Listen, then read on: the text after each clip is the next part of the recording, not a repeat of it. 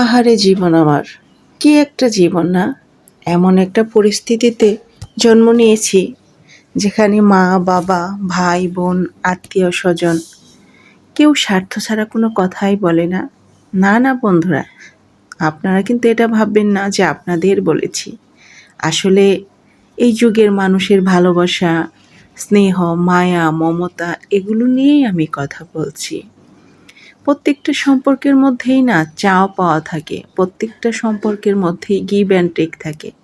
যেমন সন্তানকে আমরা বড় করি, সন্তান ভালো পড়াশোনা করবে, ভালো চাকরি করবে, ভালো টাকা পয়সা ইনকাম করবে, তারপরে আমাদের বৃদ্ধা বয়সে সে লাঠি হবে, এই আশাতেই তো আমরা সন্তান বড় করি, তাই না?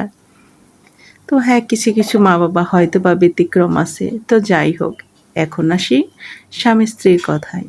প্রত্যেকটা বউ চায় তার জামাই তাকে রাজরানী করে রাখবে, তাকে ভালো রাখবে, টাকা পয়সা করে রাখবে। আমরা নারীরা আমাদের স্বামীরা যদি অন্য মেয়ের দিকে যেভাবে তাকায়, যেভাবে তাকালে আমরা রিয়্যাক্ট করি, যেভাবে তাকালে কেন, ওই মেয়ের দিকে তাকালে কেন, আমরা যদি একবারের জন্য বলতাম যে তুমি যদি ঘুষ খাও তোমার সাথে আমি সংসার করব না, ঘুষটা কিন্তু আমরা ঠিক অনায়াসেই মেনে নেই, কিন্তু মেয়েদের মেনে নিতে পারি না। তো যাই হোক, এখানেও কিছু ব্যতিক্রম আছে, সবাইকে আমি বলিনি, কিছু কিছু তো অবশ্যই ভালো আছে। তো আমরা মেয়েরাও অনেক কিছুই ত্যাগ করি, আবার অনেকেই কোনো কিছুই ত্যাগ করি না। সব ভালো মন্দ মিলিয়ে কি একটা জীবন না? আসলে জীবনের প্রত্যেকটা মানুষ, প্রত্যেকটা ব্যক্তিকে যদি আমরা জিজ্ঞেস করি তুমি কি জীবনে সুখ পেয়েছো, আমার মনে হয় ১০০ জনের মধ্যে ৯৫ জনই বলবে আমি জীবনে সুখী না। অথচ টাকা পয়সা, গহনা গাটি কত কি নিয়েই না আমরা ব্যস্ত থাকি। সুখ সুখ সে তো মরীচিকা। আজ আমার এইটা আছে, কাল আমার ওইটা হবে। আমার যতটুকু দরকার তার থেকেই বেশি হবে, বেশি হলেও আমরা সুখী হই না। আমরা এমন একজন প্রাণী, এমন একটি প্রাণী যা মানে আমরা কি পেলে আমরা খুশি হব, কি পেলে আমরা খুশি হব না, আসলে আমরা নিজেরাই জানি না। যেমন আমার একটা স্বপ্ন আছে বাড়ি করব, কিন্তু বাড়িটা তো করা হলো, এখন কি হবে? এখন আমার শহরে একটা ফ্ল্যাট চাই।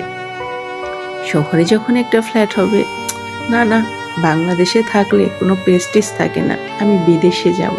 তো আসলে না, চাওয়ার কোনো শেষ নেই। কিন্তু কিছু কিছু মানুষ দেখেন রেল স্টেশনেও পড়ে পড়ে বিভোর ঘুমাচ্ছে, তারা কত সুখী।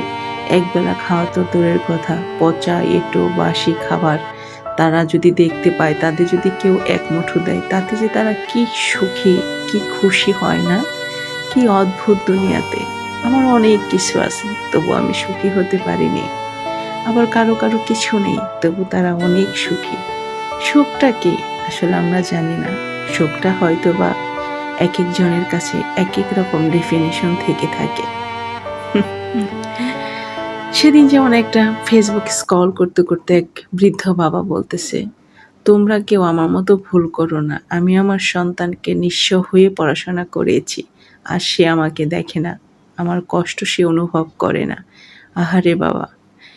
একজন বাবা কতটা কষ্ট পেলে মানে এরকম পাবলিক প্লেসে সে সন্তানের কথা বলে।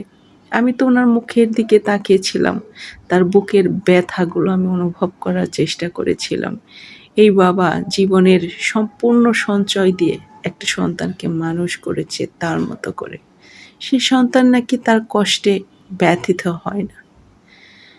পিতার আর কেই বা থাকতে পারে? আমার এত কষ্ট লাগেছিল ওই ভিডিওটা দেখার পরে, মানে আমি সেটা আপনাদের সাথে মানে এক্সপ্লেন করে হয়তো বা বোঝাতে পারবো না। প্রত্যেকটা মানুষেরই জীবন এরকম কষ্টে ভরা।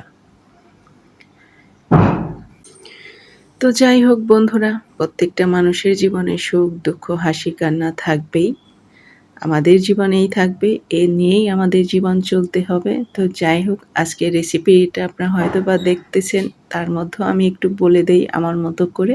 আজকে ডালের বড়ি দিয়ে ছোট আলুর ঝোল রান্না করলাম, একটা তরকারি রান্না করলাম। কারণ হচ্ছে শরীরটা ওইভাবে ভালো লাগছে না, মনটা ওইভাবে ভালো লাগছে না। খেসার ডালটা আগে আমি ভিজিয়ে রেখেছিলাম ২ ঘন্টা, তারপর ব্লেন্ডার করে ওখানে হচ্ছে হলুদের গুঁড়া, মরিচের গুঁড়া দিয়ে সুন্দর করে বড়া বানিয়ে নিলাম। আর হচ্ছে দেশি আলুগুলো আমি আগের দিনই সিদ্ধ করে আলু ছুলে তারপর আমি ফ্রিজে রেখে দিয়েছিলাম। কারণ এই আলুগুলো ছুলতে বেশ সময় লেগে যায়। আর এখানে আমি মশলা ব্যবহার করেছি শুধু একটু জিরা বাটা, আর কোনো কিছুই না। আর হ্যাঁ, হলুদের গুঁড়া, মরিচের গুঁড়া আর ধনিয়া গুঁড়া তো একটু আছেই। আমি একটু নাড়াচাড়া করে নিচ্ছি যাতে ওই যে তেলগুলো যে থাকে তরকারির সাথে খুব সুন্দর করে মিশে যায়। আর হচ্ছে আমার তরকারির কালারটা কিন্তু আমার কাছে বেশ ইয়াম্মি ইয়াম্মি লাগছে। তো আপনাদের কাছে কেমন লাগছে অবশ্যই কিন্তু কমেন্ট করে জানাবেন। আর হ্যাঁ বন্ধুরা, আমার চ্যানেলটা অবশ্যই সাবস্ক্রাইব করবেন, লাইক করবেন, কমেন্ট করবেন, শেয়ার করে পাশে থাকবেন।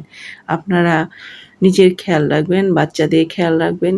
সবথেকে বড় কথা হচ্ছে নিজের স্বাস্থ্যের খেয়াল রাখবেন।